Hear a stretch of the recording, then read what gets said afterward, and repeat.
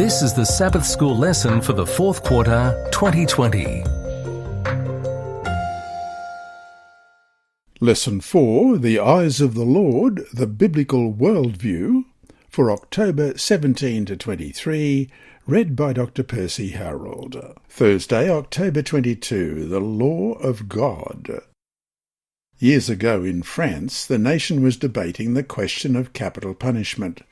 Should it be abolished? Advocates for its abolishment contacted a famous French writer and philosopher named Michel Foucault and asked him to pen an editorial on their behalf. What he did, however, was advocate not just for abolishing just the death penalty, but for abolishing the whole prison system entirely and letting all the prisoners go free. Why? Because, for Michel Foucault, all systems of morality were merely human constructs, human ideas put in place by those in power in order to control the masses. Hence, these moral codes had no real legitimacy. However extreme this position, what we see here is a logical consequence of a problem that is not really so new. Moses dealt with it in ancient Israel thousands of years ago. You shall not at all do as we are doing here today, every man doing what is right in his own eyes, Deuteronomy 12, verse 8. And then in Judges chapter 17, verse 6, in those days there was no king in Israel, everyone did what was right in his own eyes. And Proverbs 12, verse 15, the way of the fool is right in his own eyes, but he who heeds counsel is wise. However, if we shouldn't do what is right in merely our own eyes, that is, we ourselves are not righteous, holy and objective enough to know what is morally correct, then how do we know what to do? The answer, of course, is that the Lord who created us also gave us a moral code to live by. Maybe our eyes can't see it right, but the Lord's always do. Question, what do these texts teach us about moral conduct? Deuteronomy 6, verse 5, You shall love the Lord your God with all your heart and with all your soul and with all your strength.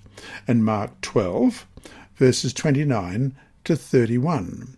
Jesus answered him, The first of all the commandments is, Hear, O Israel, the Lord our God, the Lord is one, and you shall love the Lord your God with all your heart, with all your soul, with all your mind, and with all your strength. This is the first commandment. And the second like it is this, You shall love your neighbour as yourself.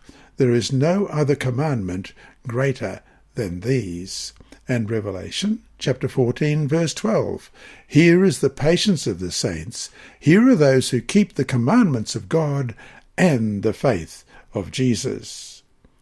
If we are going to make redemption central to our Christian worldview, then, as we saw last week, God's law, the Ten Commandments, must be central as well. After all, what are we redeemed from, if not from sin, which is breaking the law? Let's read Romans chapter 3 and verse 20. Therefore, by the deeds of the law, no flesh will be justified in his sight, for by the law is the knowledge of sin. The gospel really makes no sense apart from the law of God, which is one reason we know that the law is still binding for us, despite its inability to save us. That's why we need the gospel.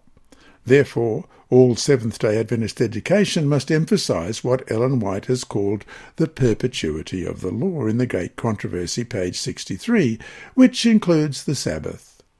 If education is to help restore the image of God in us as far as possible in this life, then even at the most basic level, God's law must be held up in light of Christ's example as the moral code that shows us what truly is right in God's eyes. Hi there.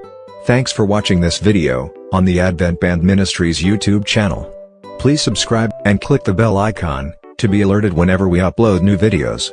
So, until we meet him in the clouds, may God continue to bless you. This lesson was read by Dr. Percy Harrold for Christian Services for the Blind and Hearing Impaired, Christian Record Services for the Blind, the Sabbath School Department, and Hope Channel. You can also listen on the official Sabbath School 4 app and the Apple iTunes app Sabbath School with Percy Harrold. Remember, God is always faithful.